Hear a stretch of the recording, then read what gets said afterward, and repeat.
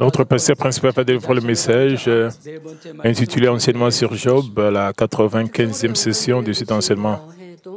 Je remercie le frère Edongyo pour la chanson spéciale.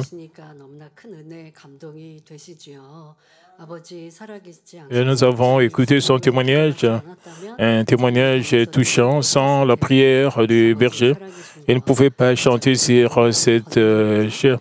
Parce que Dieu est vivant et à travers la puissance étonnante du berger, il a retrouvé sa santé. Maintenant, c'est un jeune homme qui nous donne beaucoup de joie et etc.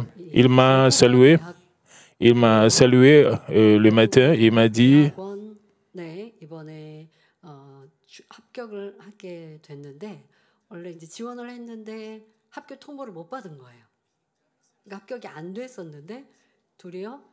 il a été accepté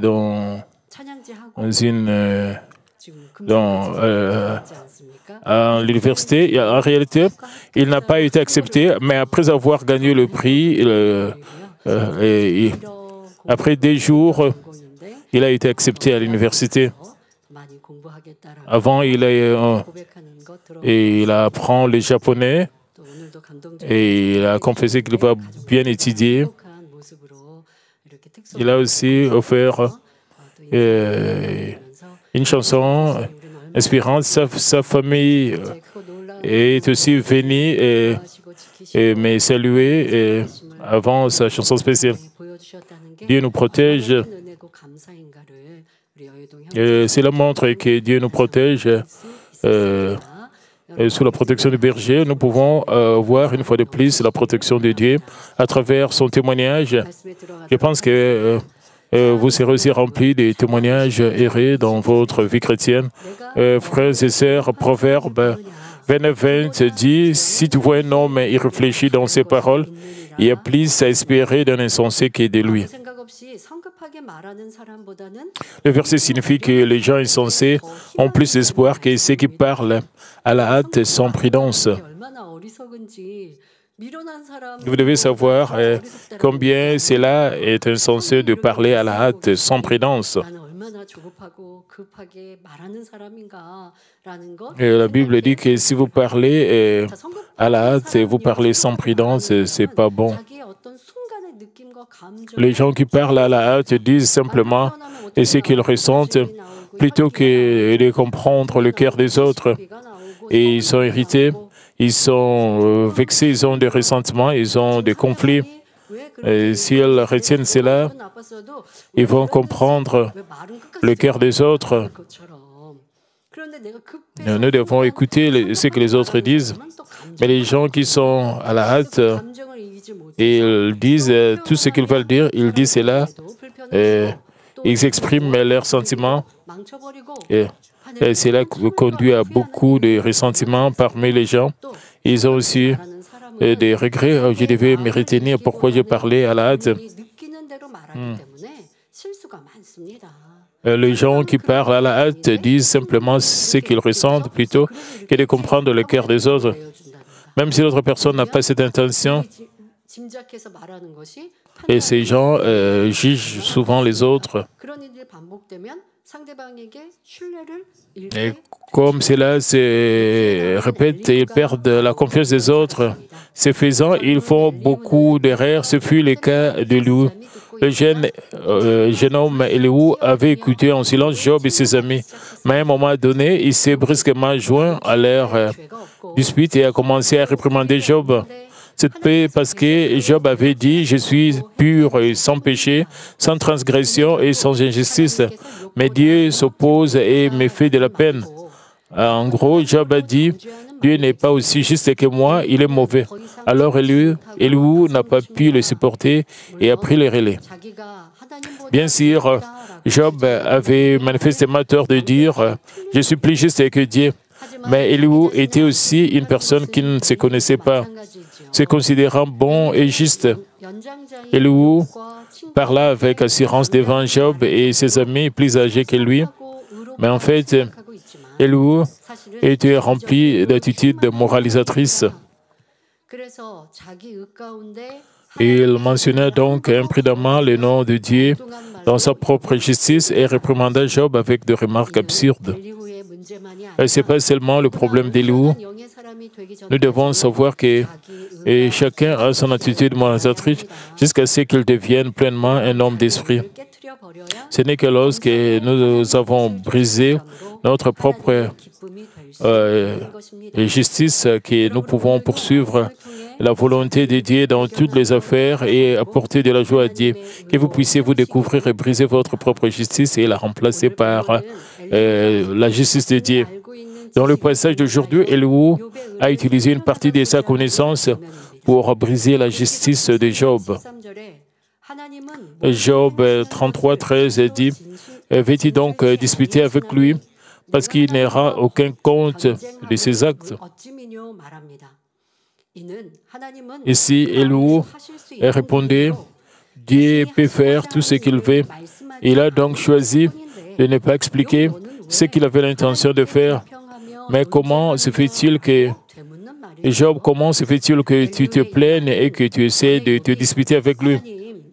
Élihu a dit cela parce que Job avait déjà argumenté contre Dieu en disant « Dieu, si j'ai des péchés, s'il te plaît, fais-le-moi savoir. Alors que je suis sans péché, comment as-tu pu me faire cela ?» En faisant cela, Job n'arrêtait pas de dire qu'il était juste et que Dieu ne l'était pas. Permettez-moi de citer quelques versets liés à cela. Job 12, 6 dit « Il y a la paix sous la tente de pillard, sécurité pour ceux qui offensent Dieu, pour quiconque se fait un Dieu de sa force. » Job voulait dire que Dieu fait prospérer le méchant et fait échouer les justes comme lui par des épreuves et des tribulations. Job a également dit dans Job 12, 20, il ôte la parole à ceux qui ont de l'assurance, il prive des jugements le vieillard. Il a décrit Dieu comme un être méchant, mais il s'est considéré lui-même comme un homme très juste, comme nous le trouvons dans Job 13, 18 à 19, qui dit « Mais voici prêt à plaider ma cause. Je sais que j'ai raison. Et quelqu'un disputera-t-il contre moi? Alors je m'étais et je vais mourir. » Il voulait dire « Je suis un homme juste. Qui oserait me contredire? S'il y en a un, je me soumettrai en silence. »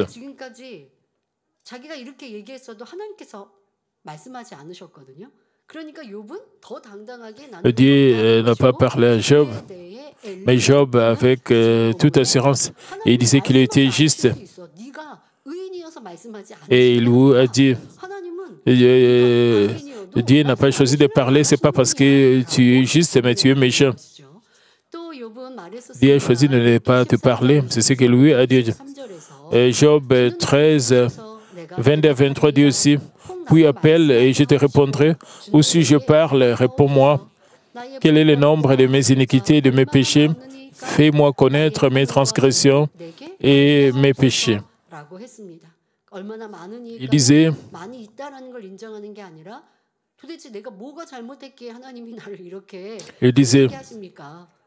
quel genre de péché j'ai commis? Je suis sans péché. Il disait, Dieu, si j'ai des fautes, s'il te plaît, montre-le-moi. Pourquoi me fais-tu de la peine, moi qui n'ai commis aucune faute? Lorsque deux personnes se disputent, l'une peut dire à l'autre, quel mal ai-je fait? Dis-le-moi, montre-le-moi. De la même manière, Job a osé résister à Dieu. Job a crié à tort que, puisqu'il n'avait aucune faute, Dieu ne lui avait rien dit. D'un côté, il en voulait à Dieu, qui ne lui avait pas répondu et qui avait montré ses lamentations. Dans Job 19:7, « Voici, je crie à la violence, et il ne répond, j'implore justice et point de justice. » De cette façon, Job affirmait que Dieu l'avait affligé, lui qui était un homme juste, et décrivait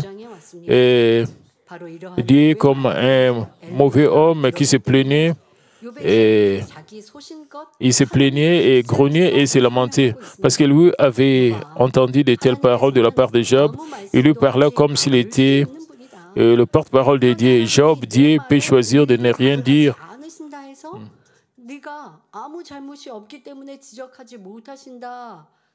Juste parce que Dieu ne répond pas à chacune de tes paroles, comment peux-tu dire des choses comme « parce que je n'ai rien à me reprocher, Dieu ne peut pas me réprimander ».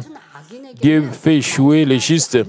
De plus, il dit catégoriquement à Job, Dieu ne parle pas à une personne mauvaise comme toi. Tu ferais mieux de te taire. Et où avait-il raison de dire cela? Pour lui, c'était Dieu qui donnait une réponse ou non, selon ce qu'il voulait. Et les hommes devraient se taire devant lui, quoi qu'il arrive. Et selon lui, la façon dont Dieu communique est celle d'un dictateur autoritaire. Ici, nous devons voir à quoi ressemble le caractère d'Élohim. Bien que nous ne puissions pas voir le cœur profond d'une autre personne, nous pouvons spéculer dans une certaine mesure en nous basant sur des paroles et ses actions. Bien sûr, lorsqu'une personne déteste son frère, elle peut dire qu'elle aime, bien qu'elle soit en colère à l'intérieur, elle peut cacher ses sentiments sous un sourire. Nous ne pouvons donc pas les savoir parfaitement. Mais comme ce qui est dans notre cœur se reflète principalement dans nos paroles et nos actions, nous pouvons deviner dans une certaine mesure. Dans le passage, Élie a également révélé son caractère à travers des paroles. Il se croyait honnête et véridique, mais en fait, il était obstiné avec ses propres pensées. Lorsqu'une telle personne trouve que les paroles d'une autre personne ne correspondent pas à ses pensées, elle ne lui prête aucune attention et ne fait jamais de compromis. Comme elle n'accepte les paroles des autres que lorsqu'elles sont en accord avec ses pensées, on peut la qualifier de tête de mille ou d'égoïste. C'est un homme intègre et moralisateur et qui ne comprendrait jamais ce qui dépasse son bon sens. Les personnes généreuses, aimantes et vertueuses n'insistent pas sur le fait d'avoir raison. Elles prêtent attention aux opinions des autres, même si elles voient quelqu'un qui dépasse l'entendement. Elles ne lui disent pas qu'il a tort, mais elles reconnaissent et acceptent les différences. Et parce que les gens ici, c'est qu'ils ont raison.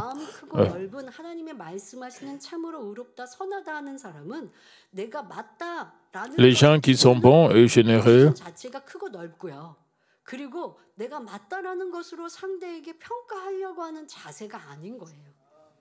c'est pas d'évaluer les autres basé sur ce qu'ils pensent être correct. Même si l'autre personne a vraiment tort, ils discernent les choses. Ils ne suivent pas mais ils ne jugent pas l'autre comme une mauvaise personne. Ils ne disent pas que je ne serai jamais avec cette personne. Vous devez avoir la différence, vous devez savoir la différence entre discerner et juger. Nous devons savoir et comment évaluer les autres avec la connaissance et la vérité. Il y a une différence entre juger et discerner.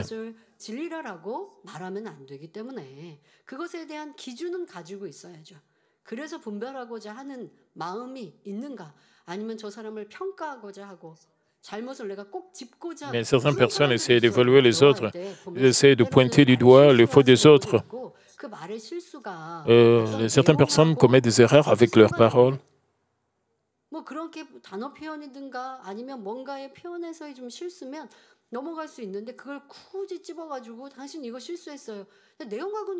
Ils essaient de pointer du doigt les erreurs des autres, même dans leurs paroles. Et ils veulent seulement pointer, ils ne laissent pas cela. Ils ont tendance d'ignorer les autres, même s'ils essaient de discerner les choses avec la vérité, mais ils jugent et condamnent les autres. Vous devez réaliser cela à travers ces enseignements sur Job. Nous devons savoir aussi que nos standards peuvent être incorrects. Nous devons admettre aussi cela.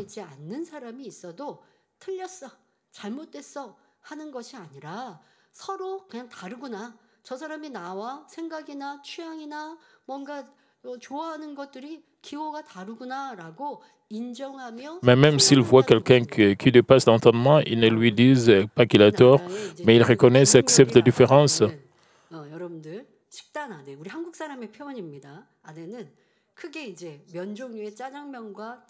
En Corée, il y a des plats.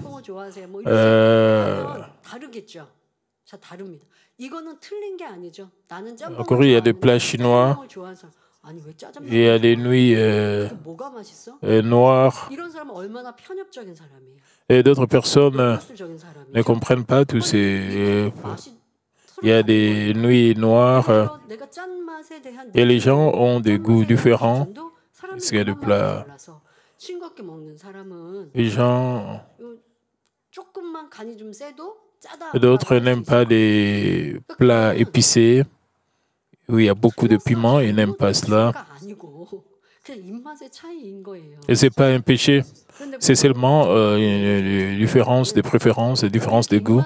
Ce n'est pas un péché, chacun a ses goûts. Il y a d'autres personnes qui disent, je ne mange pas de nourriture épicée. Parce que vous préparez la nourriture épicée, j'aime pas cela. Parce que c'est pas la nourriture où il y a beaucoup de sel, beaucoup de piment. J'aime pas cela. Cela n'apporte rien à la santé. Le mari peut dire cela à sa femme, j'aime pas cela. Mais il pense que cela, c'est pas bien. Mais il y a des gens qui aiment de telles nourritures où il y a beaucoup de piment, où il y a d'autres vont dire, oh, je prends soin de ma santé, donc toi, occupe-toi de tes oignons.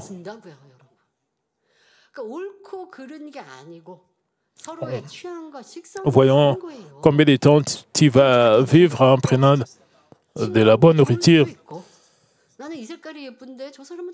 Mais c'est seulement une différence de goût. Il y a des gens qui aiment une nourriture salée où il y a du sel, mais d'autres n'aiment pas la nourriture, il y a le sel. Vous ne devez pas insister sur cela parce que ce n'est pas un péché, vous devez embrasser les différences, c'est ça la vraie justice. C'est-à-dire il y a des gens qui aiment la nourriture où il y a beaucoup de piment, donc vous devez accepter pour eux, mais vous peut-être vous n'aimez pas la nourriture et il n'y a pas vraiment de piment. D'autres aiment la nourriture où il y a beaucoup de sel, d'autres n'aiment pas les sels, donc vous devez savoir comment vous conduire dans votre famille à cause de votre propre justice, à cause de votre opinion. Vous avez des ressentiments à cause de telles choses, vous ne devez pas faire cela. Nous devons acquérir un cœur large par lequel nous pouvons comprendre les personnes ayant du caractère, de pensée, de goûts différents, tant qu'ils ne sont pas des péchés, des méchants.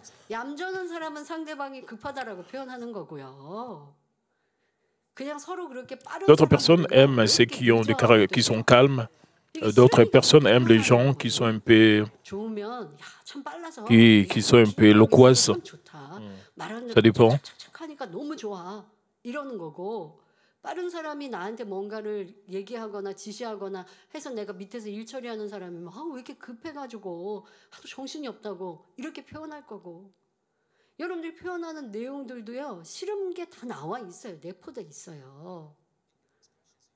Dans votre expression, il y a des gens qui sont calmes, il y a des gens qui sont loquaces, donc chacun a son caractère, vous devez accepter les autres. Mais les gens évaluent les autres, mais ils ne réalisent pas cela.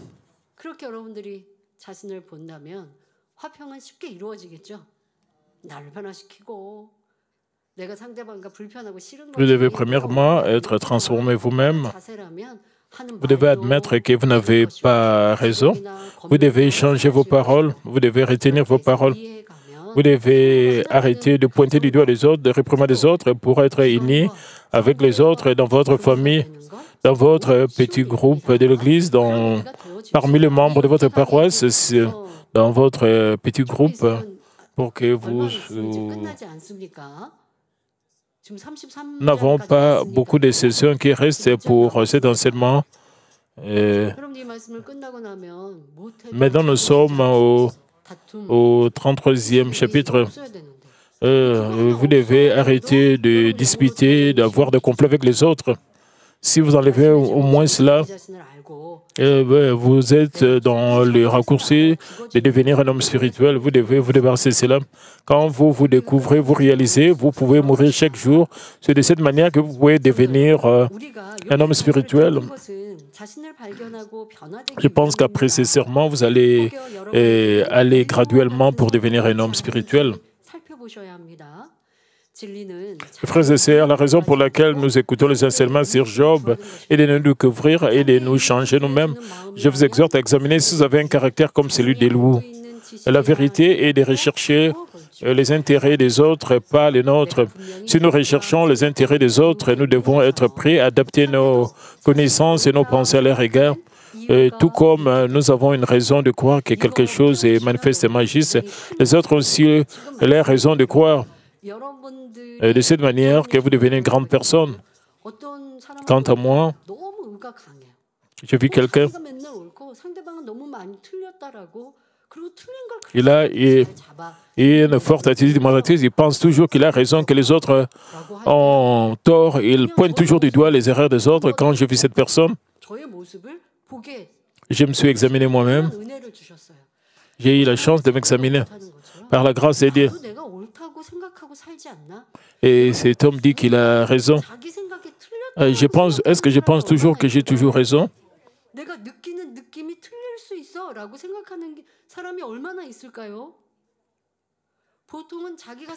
Tout le monde pense que ses pensées sont justes et correctes. Normalement, les gens pensent ce qu'ils pensent est correct. Ils pensent. Mais si vous entrez profondément dans la vérité, vous allez admettre que vous pouvez avoir tort.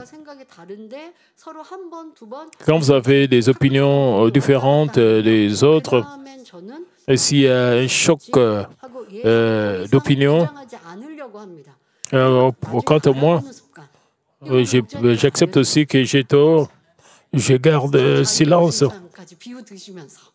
C'est de cette manière que le berger nous a enseigné. Il a parlé de la statue de liberté à New York. Si vous êtes comme cela, combien vous aurez un cœur large, un grand cœur? Si vous avez une forte attitude démonstratrice, vous faites aussi la même chose. Alors, c'est comme si vous êtes dans un combat, même si l'autre a une opinion très forte. Vous allez penser aussi que vous ne devez pas parler à la hâte. Vous pouvez juste accepter. OK. Vous avez raison. Vous devez réfléchir sur vous-même profondément. En réfléchissant sur vous, vous ne devez pas voir le standard de vos propres pensées. Dieu nous a demandé de nous ajuster aux autres tant que ce que l'autre dit n'est pas le péché, n'est pas le mal.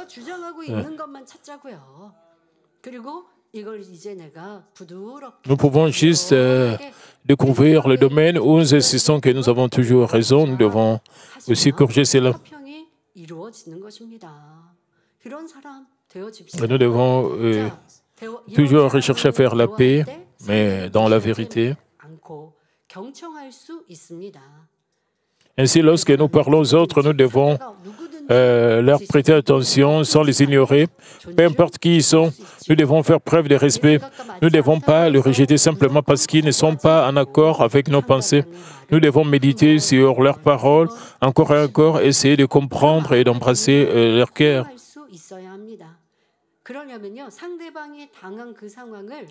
Pour faire cela,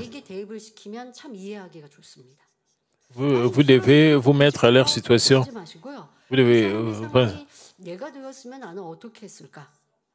ne devez pas dire qu'il est très obstiné, il est têtu, il est opiniâtre. Mais vous devez vous mettre à la place des autres. Les gens considèrent les autres méchants, les autres ont tort, ils ont des ressentiments, ils n'essaient même pas de comprendre le cœur des autres. Et si vous êtes rempli de bonté, même si l'autre est en dehors de votre compréhension, vous essayerez de le comprendre. vous essayerez de le comprendre. Même si cette personne a commis un grand mal, vous essayerez de comprendre, de chercher pourquoi il a fait cela. Si vous avez la bonté, vous pouvez embrasser n'importe quoi. Mais si vous avez un cœur étroit, un vase étroit, vous avez des ressentiments et vous n'êtes pas. Plutôt que d'insister sur nos opinions, nous devons accepter le pensée, les connaissances des autres. Ce n'est qu'ainsi que nous pourrons garder la paix. Comme Elihu croyait que ses connaissances et ses pensées étaient justes, il ne prêtait aucune attention à ce que disait Job. Même si Job expliquait sincèrement à quel point sa vie avait été bonne et juste, Elihu avait la ferme conviction que Dieu ne punirait jamais un homme juste et sans péché de cette façon. C'est pourquoi il ne pouvait pas accepter les remarques de Job, bien qu'Elihu n'ait aucune connaissance de l'amour de Dieu qui nous fait passer par des épreuves pour nous donner des bénédictions. Il avait une croyance profonde que chaque épreuve vient en rétribution du péché.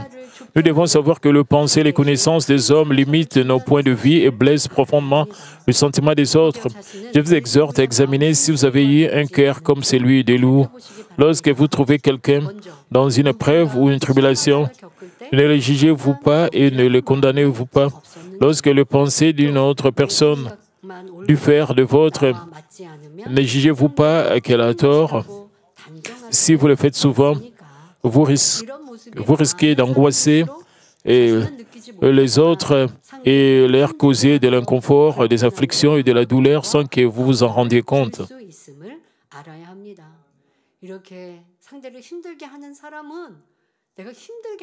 Si vous mettez les autres dans la détresse, vous ne savez même pas que vous poussez les autres à être déprimés, vous ne réalisez pas cela.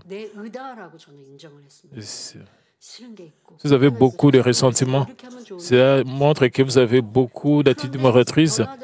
Vous avez des ressentiments contre celui-ci, celui-là, donc c'est pas bon.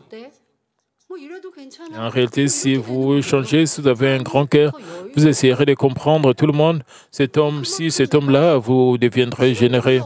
Cela signifie que vous n'avez pas de ressentiment contre les autres. Vous ne voyez pas les méfaits des autres, vous devenez très confortable. Vous ne pensez pas, j'aime pas ceci, j'aime pas ça. Pourquoi cette personne agit de cette sorte? Vous avez de telles plaintes. Vous-même, si vous détestez cette personne, si vous-même vous mettez dans l'agonie, vous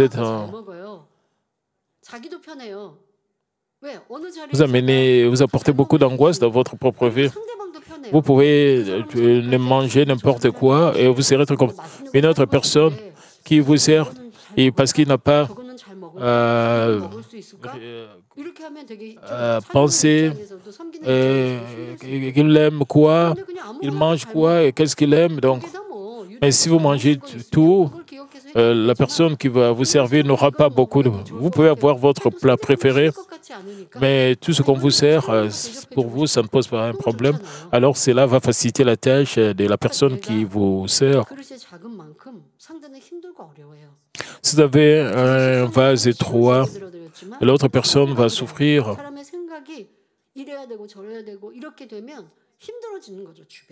Les gens ont leur propre justice. Si vous avez votre propre justice, les gens tout autour de vous vont souffrir.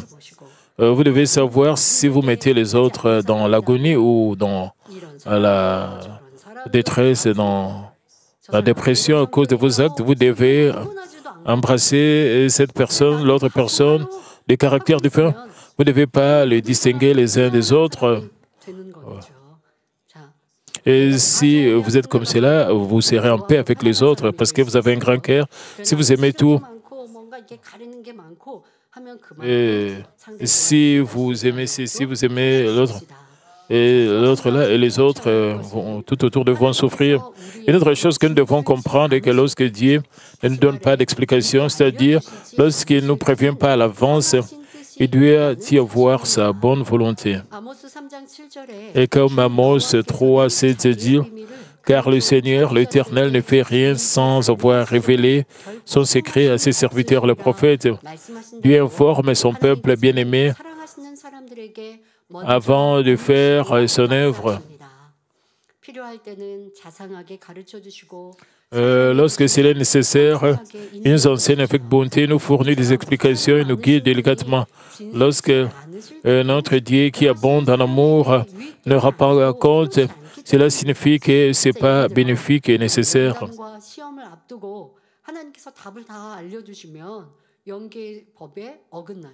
Par exemple, vous voulez connaître la réponse pour votre test et vos épreuves, alors votre test ne sera pas un test. Par exemple, Dieu a dit à Abraham d'offrir son fils Isaac en holocauste. Et si Dieu avait dit, tu offres à Abraham, tu offres Isaac en holocauste, je vais tout préparer pour toi. Si Dieu avait donné cette réponse, il n'y aurait plus de tests. Si Dieu donne déjà la réponse, il n'y aurait plus de tests. Et alors Dieu ne dit pas en avance quand ou comment les choses vont. C'est ça le but de l'épreuve ou le but du test. Avant de nous donner des tests, il nous donne des visions ou des rêves. En regardant à la réalité, ce n'est pas la foi. Nous devons regarder les promesses et nous devons passer par des tests et des épreuves. Et c'est pour cela que Dieu ne prévient pas à l'avance. Ainsi, quand Elihu a dit à Job, Dieu ne rend pas compte de toutes ses actions. Et juger Dieu arbitrairement et commettait le péché de prendre le nom du Seigneur en vain. Dans la mesure où nous connaissons et réalisons correctement la parole de Dieu et son amour, nous pouvons le partager avec les autres de la bonne manière. Par conséquent, je vous demande de toujours compter sur le Saint-Esprit lorsque vous délivrez la parole de Dieu et de vous empêcher de mal utiliser la vérité et de devenir un homme aveugle et guidant d'autres personnes aveugles. Dieu nous parle.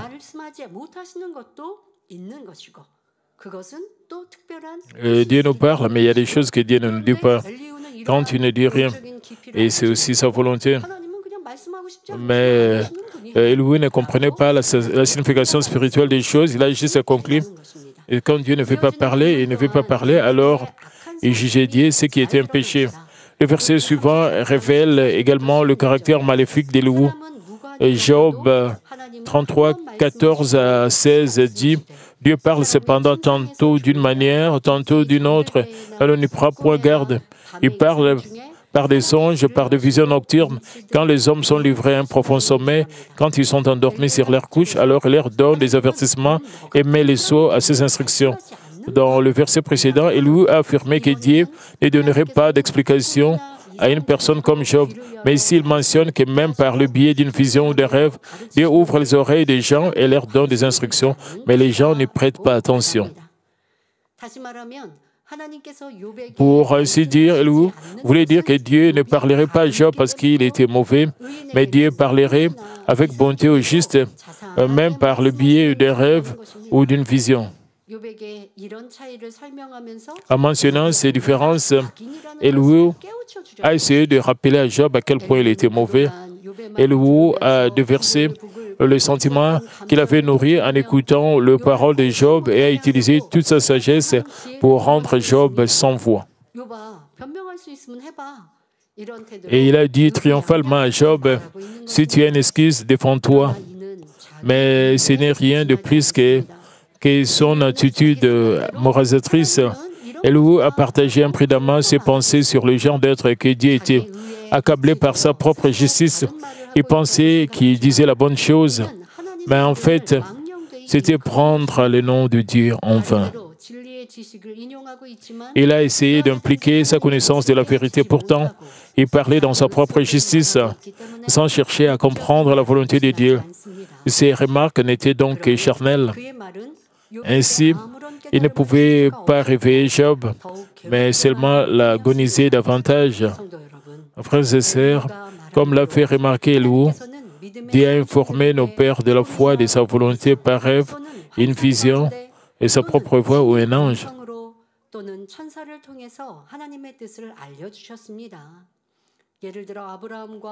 Par exemple, il a informé Abraham et Daniel de sa volonté en montrant une vision ou en envoyant un ange.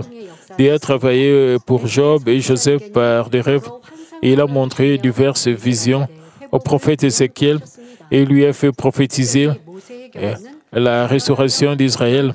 En particulier, Dieu a parlé directement à Moïse face à face et lui a permis de voir son visage. La raison était que Moïse était plus doux que tous les hommes sur la surface de la terre, étant fidèle dans toute la maison de Dieu. À l'époque de l'Ancien Testament, il y a des cas où les gens communiquaient avec Dieu par son esprit et de l'extérieur, mais maintenant c'est l'ère du Saint-Esprit, donc les gens entendent surtout la voix du Saint-Esprit demeurant dans leur cœur. Comme nous pouvons le voir, Dieu tend la main aux gens de diverses manières. Alors quel genre de personnes pourraient le rencontrer? Nous trouvons dans Proverbe 8, 17, « J'aime ceux qui m'aiment et ceux qui me cherchent me trouvent ». La partie que nous devons retenir est « Et ceux qui me cherchent avec diligence me trouveront ». En d'autres termes, Dieu tend la main à quiconque le cherche avec diligence, ainsi qu'à une personne qui l'aime profondément comme Abraham, Joseph, Moïse, Daniel, Ézéchiel, etc.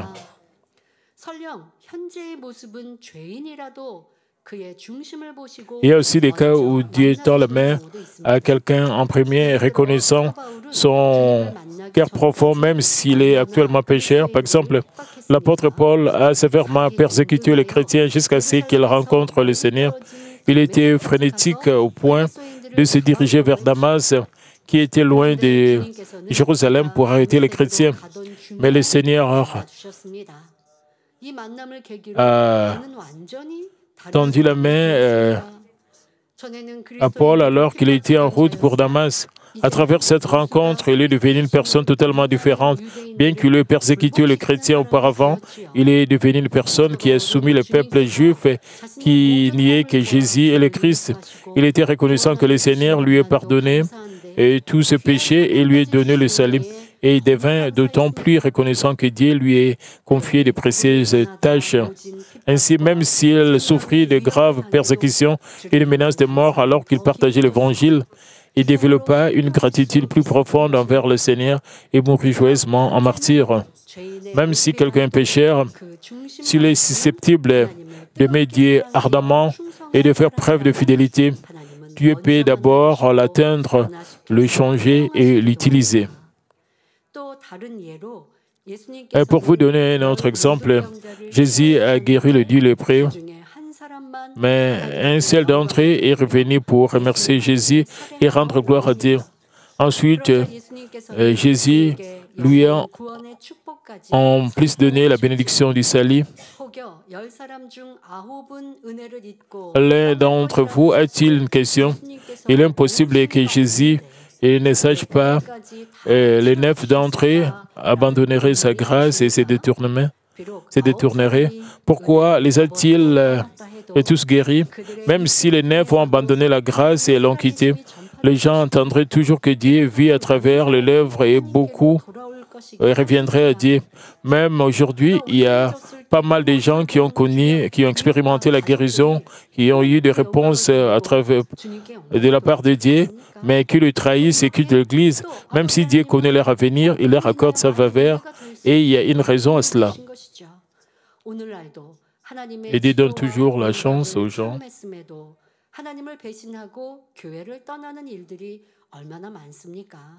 Donc, comme je disais, même aujourd'hui, il y a pas mal de gens qui ont expérimenté la guérison, qui ont eu des réponses, mais qui le trahissent et qui l'Église. Mais si Dieu connaît même si Dieu connaît leur avenir et leur accorde sa faveur, il y a une raison à cela. Même si quelqu'un trahit ses détours de Dieu un jour, et s'il se présente maintenant devant Dieu avec une foi, des actes de prière appropriés, Dieu lui répond.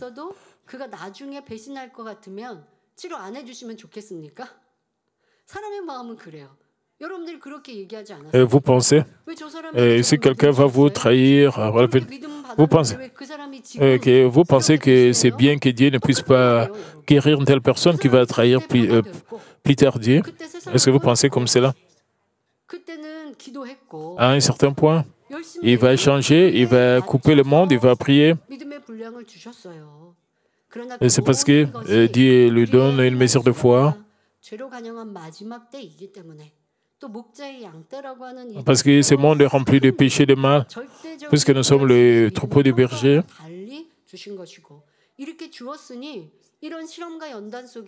Cela est différent du standard de l'Ancien Testament. Dieu nous donne la mesure de foi, la grâce.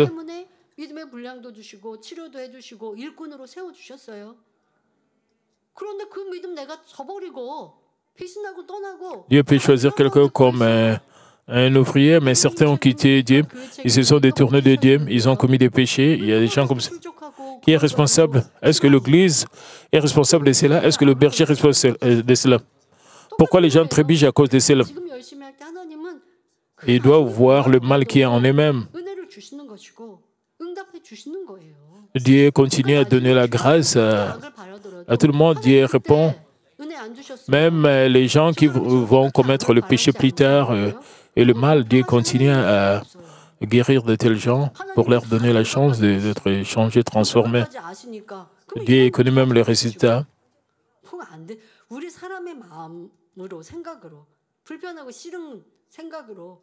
Et la façon de penser des hommes est différente de la façon de penser de Dieu. Vous pourrez penser qu'il serait mieux à Dieu de ne pas guérir de tels gens parce qu'ils sont de méchants. Ce n'est pas comme cela. Et si vous avez eu de telles pensées, vous devez vous repentir.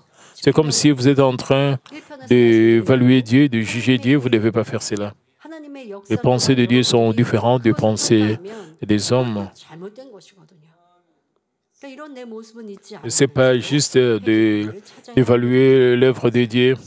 Vous devez plutôt vous examiner vous-même.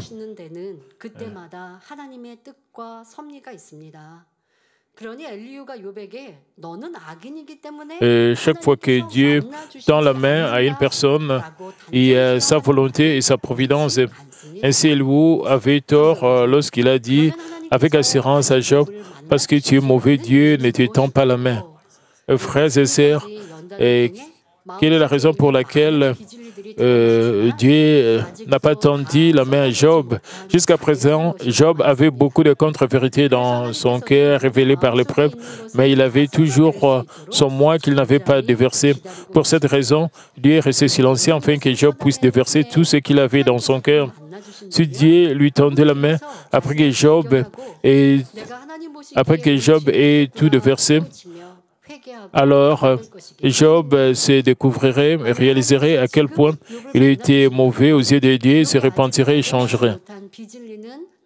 Si Dieu était venu à Job à ce moment-là, la contre-vérité que Job n'avait pas découverte n'aurait pas pu être révélée, mais serait restée cachée. Ainsi, Job n'aurait pu ni résoudre complètement ses problèmes, ni devenir un vase désiré par Dieu. Parce que Dieu aimait tellement Job, il est raffiné pour en faire un meilleur vase.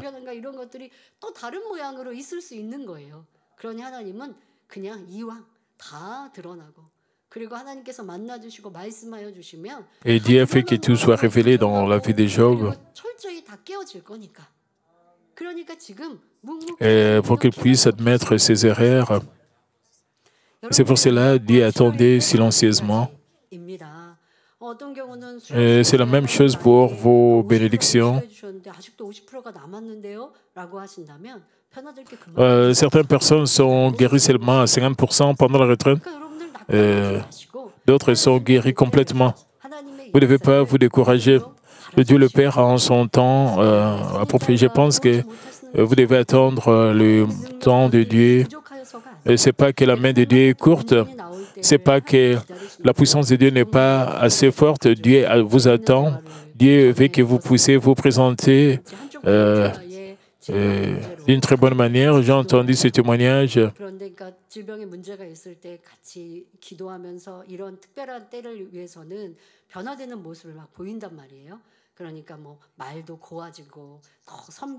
Quand les gens veulent être guéris, ils veulent démontrer d'être plus gentils, plus tendres. Et ces gens prononcent de bonnes paroles. Ils ont de telles préparations avant la retraite d'été. Mais après la retraite d'été,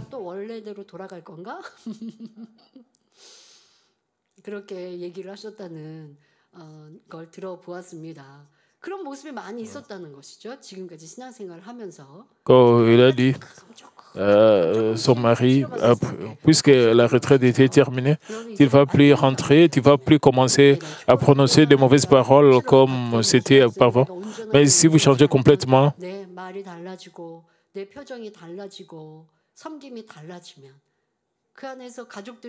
vous allez devenir différent dans vos paroles, même dans votre service. Vous serez même reconnu par les gens qui sont autour de vous.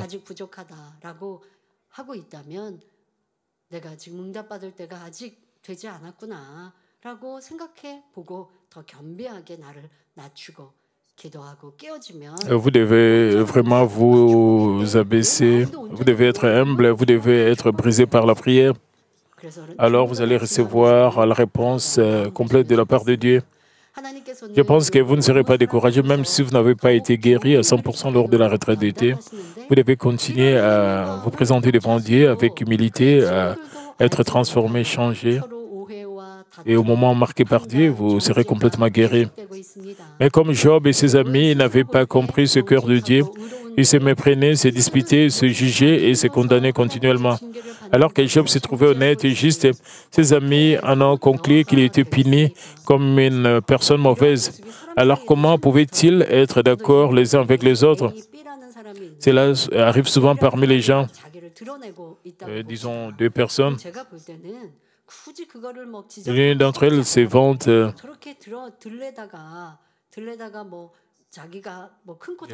L'une des personnes, l'une d'entre elles se vante.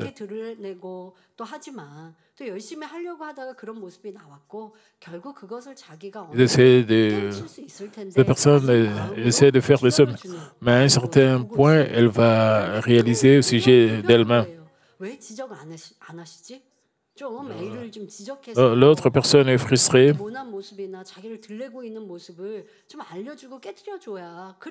Et elle veut que je puisse pointer du doigt ses erreurs. Elle ne se sent pas confortable. Et cette personne a son temps de changement. Chacun a un moment où il va changer ou elle va changer.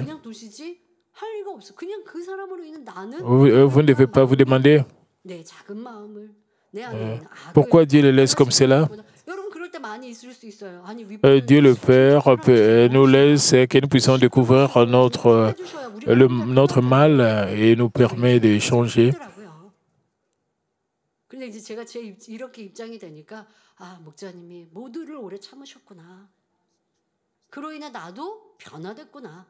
Je suis arrivé à comprendre le cœur du berger. Il était patient envers tout le monde et à travers cela, j'ai aussi été transformé. J'ai compris pourquoi le berger était toujours patient et il attendait que les autres échangent.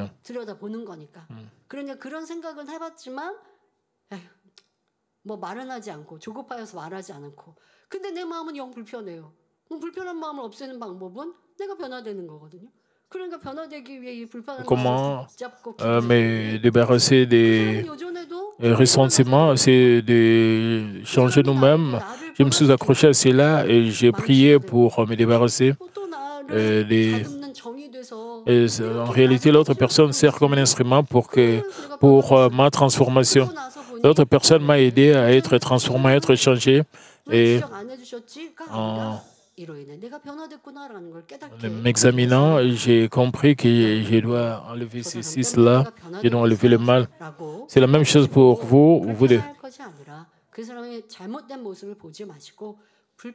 devez savoir que les gens qui sont tout autour de vous, c'est pour vous changer. Vous ne devez pas nourrir de frustration des ressentiments, vous devez considérer cela comme une chance d'être transformé. Même les gens qui sont autour de vous, leurs disputes et leurs conflits n'ont fait que s'intensifier et Job a finalement conclu tu ne mérites même pas qu'on te parle et il s'est plaint devant Dieu. Même si ses amis ont continué à parler, cela n'a pas marché. Et Job a considéré leur parole inutile et il a continué à se plaindre devant Dieu. Si l'un d'entre vous se demande pourquoi j'ai souvent des conflits avec les autres, ses frères aimés et s'entendent bien avec tout le monde, pourquoi ne les suis-je pas? Bien que je sois meilleur que cette sœur, pourquoi est-elle plus reconnue que moi? Si vous avez de telles pensées, s'il vous plaît, examinez-vous. Et si vous... s'il vous plaît, examinez-vous. Si vous examinez dans la prière, si vous jugez condamner les autres dans vos propres pensées, insistez seulement sur votre droiture, alors le Saint-Esprit vous aidera à vous découvrir. Et Louis a continué à expliquer ses propres points de vue sur la raison pour laquelle Dieu avertit et enseigne les gens à travers un rêve ou une vision. Il a dit dans Job 33, 17, « Enfin de détourner l'homme du mal et de le préserver de l'orgueil. » Il voulait dire que Dieu avertit les gens de diverses manières, notamment par des rêves et des visions, afin qu'ils se détournent de leur mauvaise voie et ne deviennent pas arrogants. Mais maintenant, Elihu a intégré les œuvres de Dieu dans ses propres pensées et sa justice et les utiliser pour juger et condamner Job. Le verset suivant révèle son intention de manière encore plus évidente.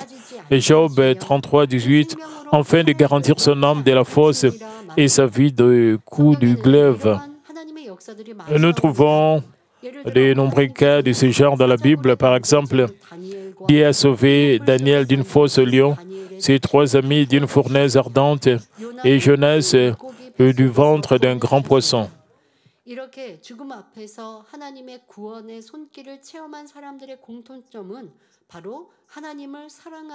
Et ces personnes qui ont expérimenté la main salvatrice de Dieu au bord de la mort avaient en commun le fait qu'elles étaient des personnes justes qui aimaient Dieu.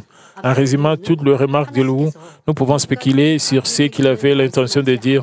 Plutôt, Elihu a affirmé que Dieu ne parlerait pas à une personne mauvaise comme Job, mais qu'il parlerait gentiment au juste par le biais d'un rêve ou d'une vision.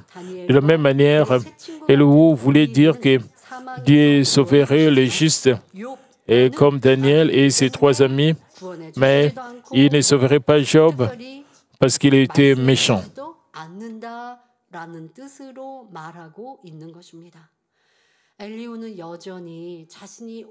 Elihu était toujours coincé dans son attitude moralisatrice, prenant le nom de Dieu en vain. Souvent, les chrétiens citent des versets de la Bible dans la conversation. Même si le verset lui-même est juste, ils doivent bien discerner.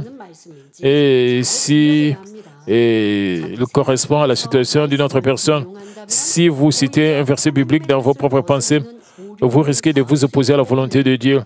Vous devez donc obtenir des réveils et des réponses du Saint-Esprit seul.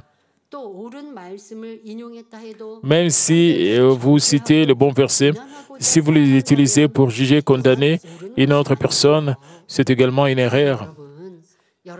Et disons que vous avez plusieurs enfants, vous enseignerez chacun d'eux d'une manière différente. Et certains enfants obéiraient même lorsque vous les conseillerez doucement. D'autres désobéiraient à moins que vous le puissiez strictement. D'autres encore devraient être réprimandés. Et connaissant le caractère de leurs enfants, les parents enseignent chacun de leurs enfants d'une manière différente. De même, en nous guidant, Dieu utilise une voie différente adaptée à chaque personne. Par conséquent, lorsque nous voyons une personne souffrir d'une épreuve, nous ne devrions pas dire ceci et cela avant de connaître la volonté de Dieu. Il peut sembler être au milieu du feu ou coincé dans la vallée de l'ombre de la mort. Pourtant, Nous ne devons pas les condamner en pensant il a dit commettre un péché. Ainsi, il est puni par Dieu. Et notre berger aussi, il y a des gens qui venaient recevoir sa prière et le berger demandait, il posait cette question pour comprendre la vérité.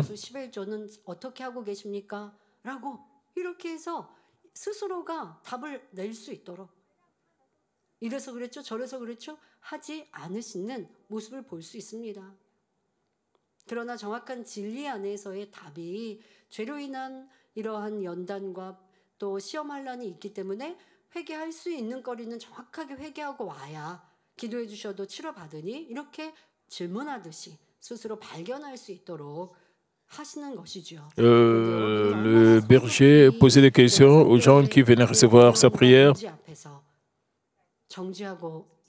pour qu'ils puissent réaliser pour qu'ils puissent bien recevoir la prière. J'espère que vous gardez à l'esprit ce que Dieu dit dans de nombreuses parties de la Bible. Ne jugez pas et ne condamnez pas les autres. Ne vous faites pas juge. Ne faites pas de commérages et évitez de juger et de condamner les autres comme si vous étiez un Dieu. Avec une forte attitude mosatrice, Elihu croyait et qu'il avait raison, que Job avait tort. Nourrissant de ressentiment, il jugea et condamna Job. De plus, elle interpréta même la parole de Dieu selon ses propres pensées, comme étant ici le péché de prendre le nom de Dieu en vain. Je vous demande d'examiner votre vie quotidienne, de voir si vous interprétez la parole de Dieu dans votre propre justice et prenez le nom de Dieu en vain. Vous devez savoir que citer imprudemment la parole de Dieu revient à prendre le nom de Dieu en vain. La raison en est que la parole est Dieu.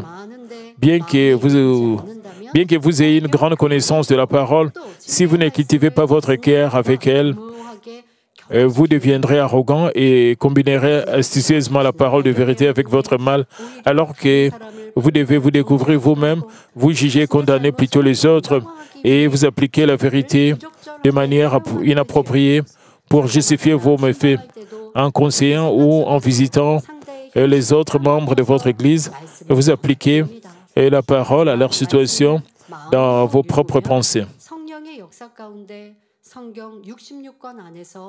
Mais une fois que vous avez cultivé votre cœur avec la parole, vous pouvez obtenir le bon verset de la Bible et l'appliquer avec précision. De plus, comme vous êtes accompagné de l'autorité pour chasser les ténèbres, vous pouvez percer et diviser leur âme et leur esprit, leur jointure à leur moelle, avec le paix de la parole et les changer. Par conséquent, je prie au nom du Seigneur que vous alliez plus loin que simplement avoir la connaissance de la parole et en faire pleinement du pain dans votre cœur, que vous ayez de lèvres bénies avec lesquelles transmettre la lumière de notre Seigneur partout où vous allez.